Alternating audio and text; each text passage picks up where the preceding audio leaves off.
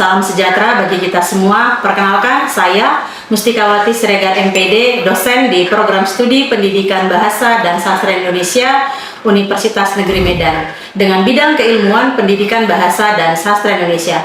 Saya berupaya menerapkan pembelajaran yang tidak hanya berorientasi pada penguasaan teori, tetapi juga pada penguatan keterampilan praktis mahasiswa melalui pendekatan pembelajaran berbasis proyek yang dilaksanakan secara hybrid learning, baik itu menggunakan platform digital maupun di kelas, agar mahasiswa terlibat aktif dalam proses belajar yang kontekstual dan aplikatif.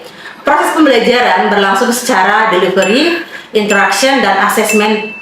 Salah satu mata kuliah yang saya ampu adalah penelitian tindakan kelas dengan bobot 2 SKS pada semester 6. Mata kuliah ini membekali mahasiswa calon pendidik bahasa Indonesia dengan pemahaman teoritis dan keterampilan praktis dalam mengidentifikasi serta memecahkan berbagai problematika nyata pada pembelajaran bahasa dan sastra Indonesia di sekolah.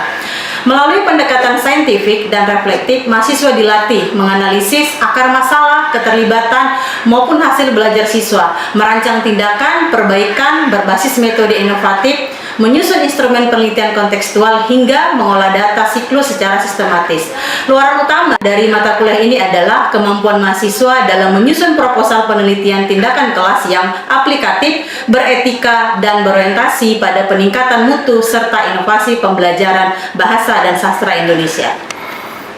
Pembelajaran ini dirancang selaras dengan capaian pembelajaran lulusan, yaitu menerapkan pemikiran logis, kritis, dan kreatif dalam penelitian ilmiah, menyusun konsepsi ilmiah dan hasil kajian berdasarkan etika ilmiah, serta mengkomunikasikan ide dan hasil pemikiran secara bertanggung jawab kepada masyarakat maupun masyarakat luas. Capaian tersebut dijabarkan ke dalam capaian pembelajaran mata kuliah, yaitu menganalisis akar masalah nyata dalam pembelajaran keterampilan berbahasa dan apresiasi sastra Indonesia di kelas melalui kegiatan refleksi diri. Nah, di mata kuliah ini ada 16 pertemuan. Di 16 pertemuan saya membuat ada 11 cakupan materi. Dimulai dari pertemuan pertama, mahasiswa nanti akan diajarkan mengenai hakikat dan konsep dasar dari penelitian tindakan kelas. Lalu pertemuan kedua, identifikasi analisis masalah pembelajaran, perumusan judul, rumusan masalah, kajian pustaka, desain model-model siklus PTK, penyusunan rencana pelaksanaan pembelajaran, penyusunan instrumen penelitian PTK, teknik analisis data, penyusunan draft proposal, hingga nanti mahasiswa di pertemuan ke-15 bisa menghasilkan proposal PTK yang berkualitas dan beretika. Rencana pembelajaran semester mata kuliah ini disusun mengacu pada kurikulum berbasis Outcome Based Education atau OBE dengan bentuk tugas mahasiswa yang beragam sesuai dengan standar KKNI di Universitas Negeri Medan, meliputi Critical Book Report atau CBR, Critical Journal Review, Project, Case Method, Rekayasa Ide, Mini Riset, dan Ghost Reading. Nah, proses pembelajaran dilaksanakan dengan sistem hybrid learning, memadukan tatap muka langsung di kelas dengan pembelajaran daring melalui platform Zoom atau Google Meet. Serta dalam pelaksanaan pembelajaran, saya akan melibatkan penggunaan digital bisa berupa barcode ataupun menggunakan platform edukasi yang ada di internet, sehingga proses pembelajaran berlangsung secara fleksibel, terarah, dan pencapaian kompetensi dapat dipenuhi oleh mahasiswa. Penilaian dilakukan secara terukur untuk mengetahui capaian kemampuan mahasiswa pada setiap tahapan dengan rubrik penilaian yang disediakan pada setiap jenis tugas sebagai pedoman objektif transparansi bagi mahasiswa maupun dosen. Dengan rentang nilai indikator sangat baik 85 sampai dengan 100, indikator cukup atau baik 70 sampai 84, indikator kurang di bawah 70. Demikian deskripsi diri saya sebagai dosen pengampu mata kuliah penelitian tindakan kelas di Program Studi Pendidikan Bahasa dan Sastra Indonesia Universitas Negeri Medan. Semoga pembelajaran yang saya rancang dapat memberikan kontribusi nyata bagi peningkatan mutu pendidikan bahasa dan sastra Indonesia di masa depan. Selamat pagi semua. Selamat pagi. Bagaimana kabarnya hari ini? Baik, hari ini di mata kuliah penelitian tindakan kelas kita melanjutkan materi pada pertemuan kedua. Nah, sebelum Ibu menjelaskan apa topik kita di pertemuan kedua ini, saya mau tanya dulu ya. Waktu kita pertemuan pertama kan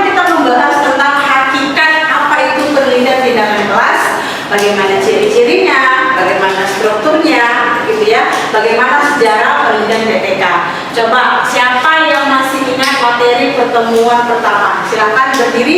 Apa yang maksudnya? Silakan. Ya, akan berdiri.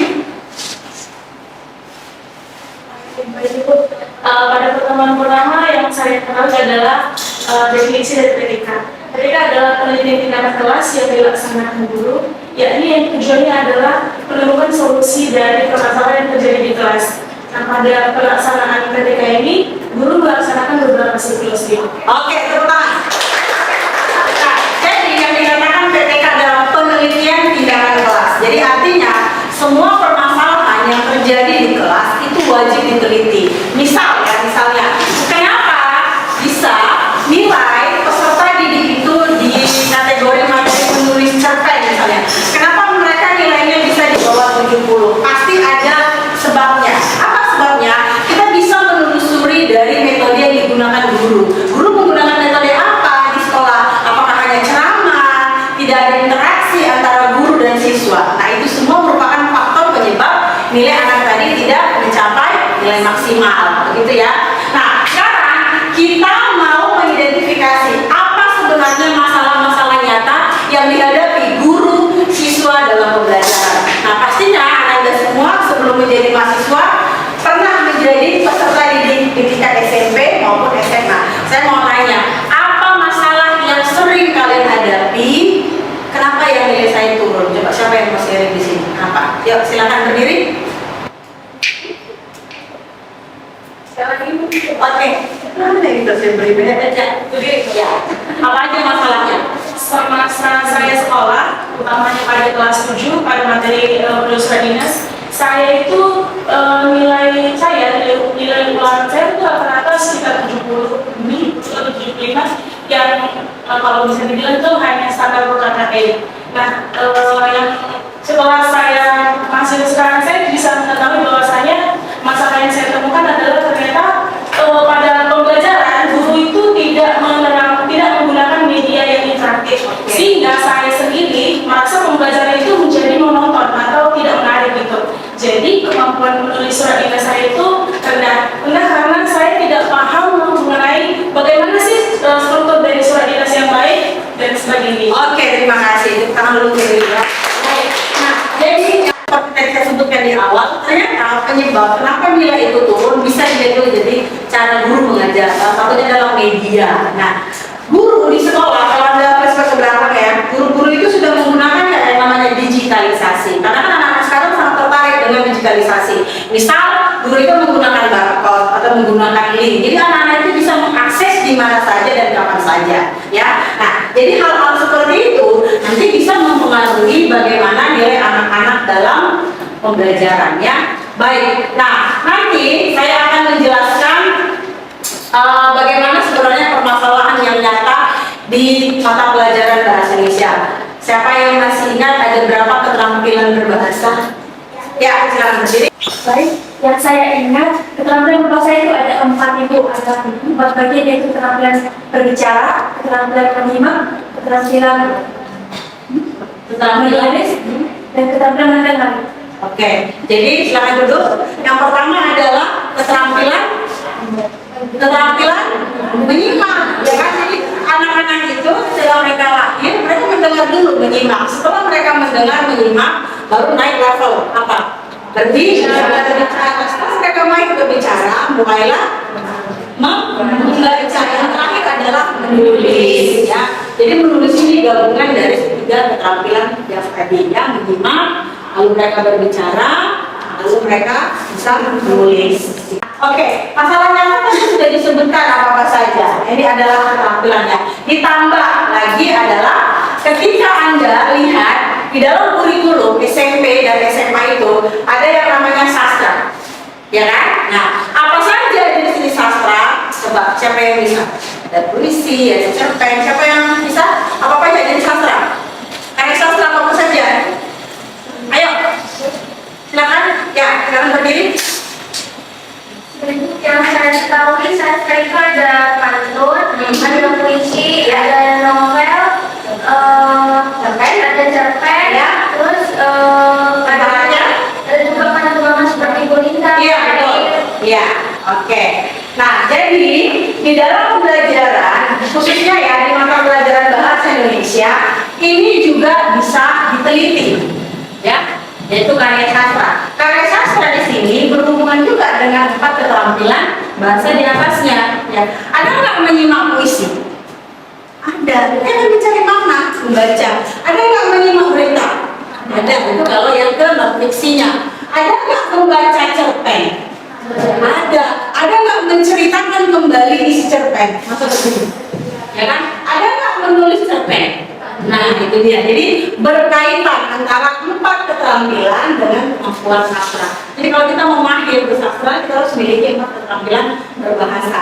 Nah, kalau kita lihat di sekolah, 4 keterampilan berbahasa tersebut pasti memiliki kelemahan. Ya, tadi ya, terkait tentang guru ketika menggunakan medianya, menggunakan metodenya, kalau tidak tepat, maka nanti penyampaian dari materi atau tujuan pembelajaran itu tidak bisa tersalurkan dengan baik. Maka nanti nilai anak-anak itu bisa kita lihat ya, mungkin mereka di bawah 80, di bawah 70, mungkin ada juga yang di bawah 50. Ada dulu di sini di sekolah ketika mata pelajaran bahasanya nilainya 60, di bawah 60 ada ya.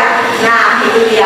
Nah, itu pengaruh ya, itu pengaruh karena mungkin ketika pembelajaran guru itu tadi belum menggunakan metode ataupun media yang tepat. Nah, itulah yang disebut dengan mengidentifikasi permasalahan dalam penelitian tindakan kelas. Siapa yang meneliti? Guru. Siapa yang menyelesaikan masalah? Guru.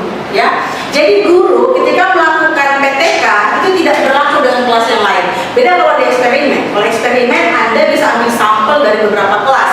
Tapi kalau di PTK cukup hanya permasalahan yang ada di kelas tersebut. Namanya tindakan kelas. Berarti satu kelas masalahnya pasti berbeda dengan kelas yang lain.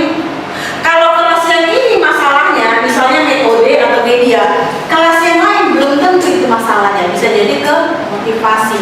Maka yang tahu permasalahan di kelas itu adalah si guru ini tadi.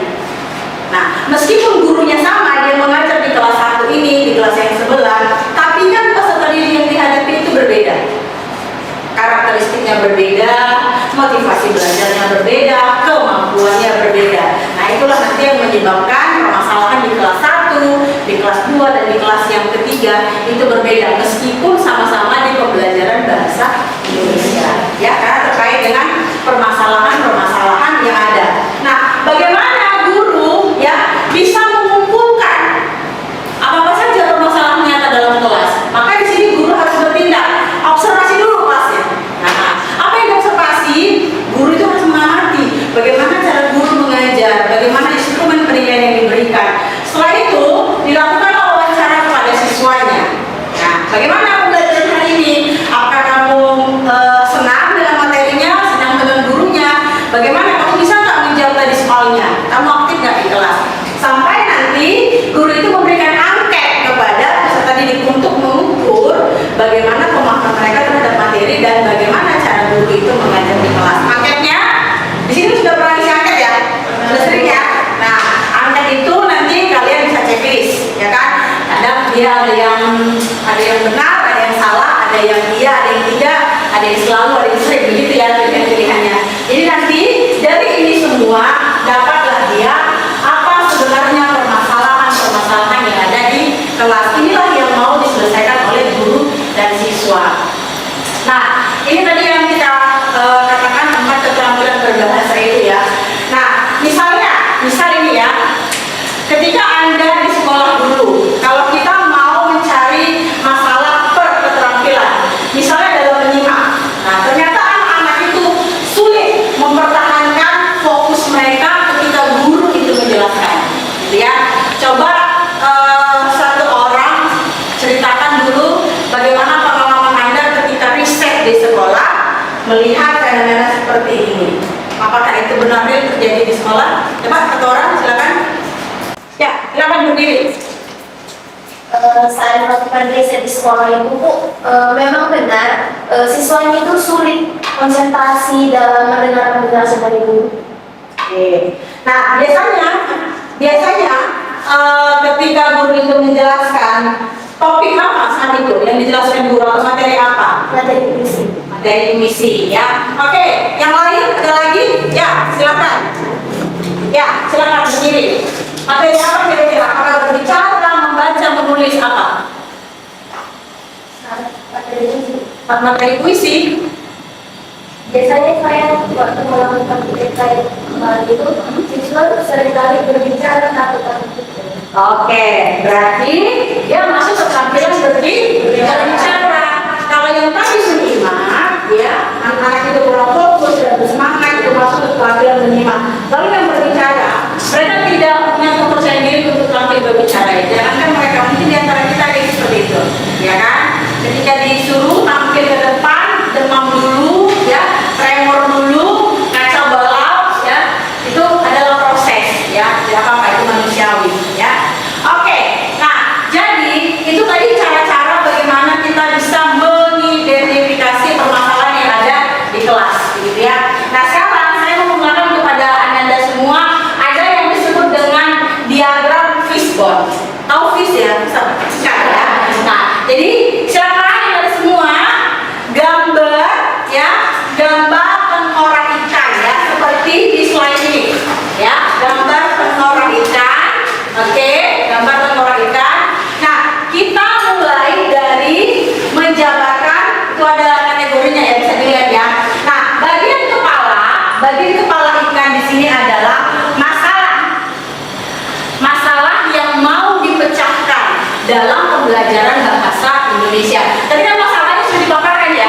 Ada mengenai menyimak, berbicara, menulis, membaca, sampai dengan tadi keterampilan karya sastra itu ya.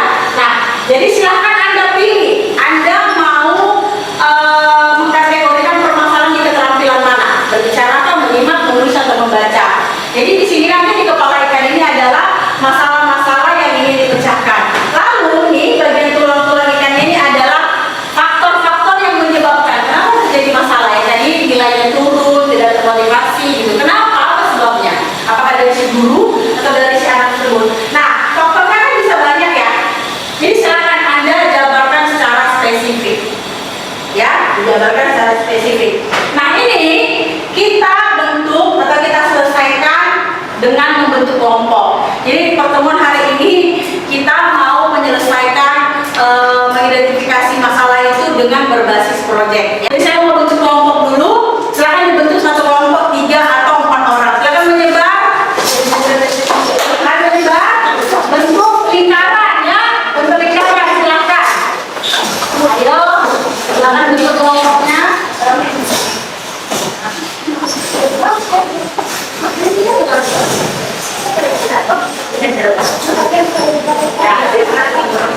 Tiga atau 4 orang ya. Nah, sudah digambar ya tulang ikannya.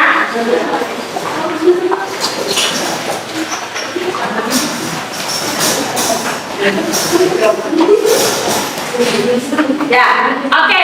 Silahkan dikerjakan diagram fishbone-nya. Tentukan apa saja faktor penyebab masalah itu. Misalnya tadi, ya, masalahnya apa? Keterampilan menulisnya rendah, kemampuan berbicaranya rendah. Itu bentuk kepalanya. Apa faktor-faktor yang menyebabkan itu kelompoknya? Nanti saya akan minta perwakilan kelompok dari kelas ini sekitar 2 atau 3 kelompok untuk presentasi di depan. Oke? Ada pertanyaan? Ya. Itu hanya masih mengidentifikasi dan kita tidak menggambar fokusnya soal bagaimana. Iya, jadi topik kita kan masih mengidentifikasi. Solusinya nanti kita pelajari di pertemuan ketiga. Hari ini kita mau tahu bagaimana cara mengidentifikasi permasalahan di kelas. Ya, oke. Jadi jangan sampai difokus di masih masalah. Oke, silakan dikerjakan.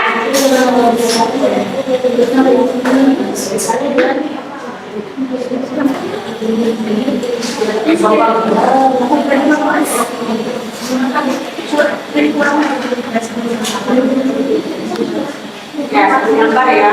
Oke. Ya, misalnya permasalahan apa? Ini tengah ini tidak ada. Ini faktor-faktornya ada. Ya, oke. Ya.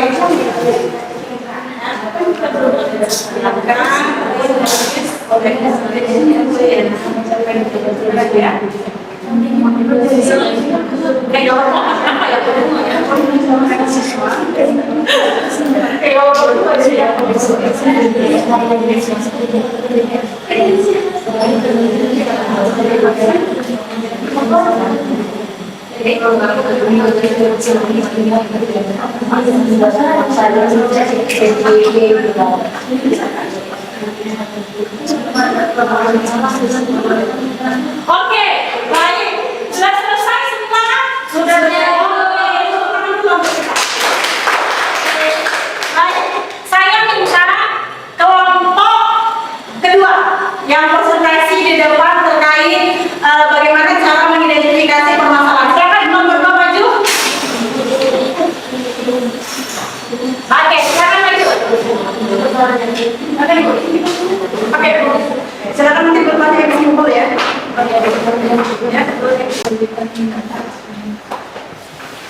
Mari kita dengarkan presentasi hasil diskusi kelompok 1 terkait proyek hari ini ya. Oke, silakan. Baik, terima kasih sebelumnya Ibu. Sebelumnya kami akan memperkenalkan diri. Yang pertama saya sendiri, saya Rina Isman Junta dan juga rekan-rekan saya. Saya Nadia Yusifa, saya Sarah Mutia. Oke, jadi berdasarkan hasil kelompok kami mengidentifikasi bahwasanya ada kemampuan menulis siswa di kelas, yakni pada materi menulis cerpen yang masih rendah. Nah, kami juga sebelumnya sudah pernah di sekolah dan melakukan observasi. Jadi wawancara dengan gurunya mengatakan bahwasanya nilai rata-rata dari kelas tersebut hanya 65% pada kelas yang lulus pada kemampuan menulis cerpen tersebut, Ibu. Jadi kami berdasarkan wawancaranya lagi, kami menemukan bahwasanya pada menulis cerpen tersebut siswa masih belum mampu membuat struktur ataupun menentukan tema dari cerpen yang baik dan benar itu seperti apa.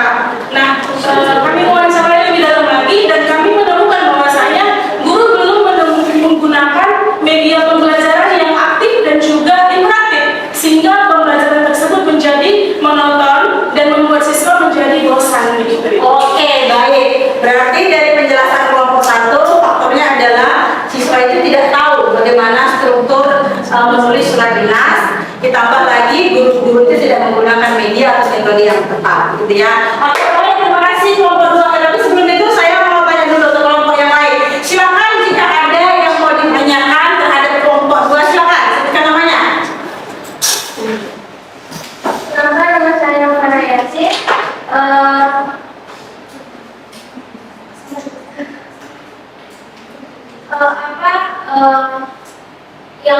Yang kakak menulis tadi sebenarnya apa jenis metode yang digunakan oleh guru sehingga siswa tersebut tidak mampu menerima materi yang diajarkan guru dengan baik. Oke, baik, terima kasih Navara. Saya akan menjawab pertanyaan dari saudari Navara. Selain guru tersebut menerapkan media yang masih konvensional, yaitu hanya berbasis pada papan tulis dan juga hanya bersumber pada buku teks saja, guru tersebut hanya menggunakan metode ceramah, yaitu hanya masih bersifat atau berasal dari guru saja. Begitu Navara. Oke, baik, terima kasih. Sekarang dulu kelompok 2. Yang ini silakan tepuk tangan dulu. Jadi kelompok 2 sudah menjelaskan bagaimana cara mengidentifikasi permasalahan yang ada di kelas, gitu ya. Nah, sekarang silakan Anda semua scan barcode di situ ada saya berikan beberapa pertanyaan terkait materi hari ini. Jadi Anda semua bisa melihat bagaimana nanti skor yang Anda peroleh dari jawaban-jawaban yang Anda berikan. Silakan ya, dilihat ya. Nah, ini adalah pertanyaan-pertanyaan sederhana terkait materi kita hari ini. Silakan di scan ya. Oke, baik Anda semua, terima kasih sudah mengikuti pembelajaran hari ini di pertemuan kedua. Sebelum menutup pertemuan hari ini, saya mau minta Anda menyimpulkan bagaimana pendapat Anda terkait materi hari ini. Apakah Anda bisa memahami atau tidak, gitu ya? Oke, silakan.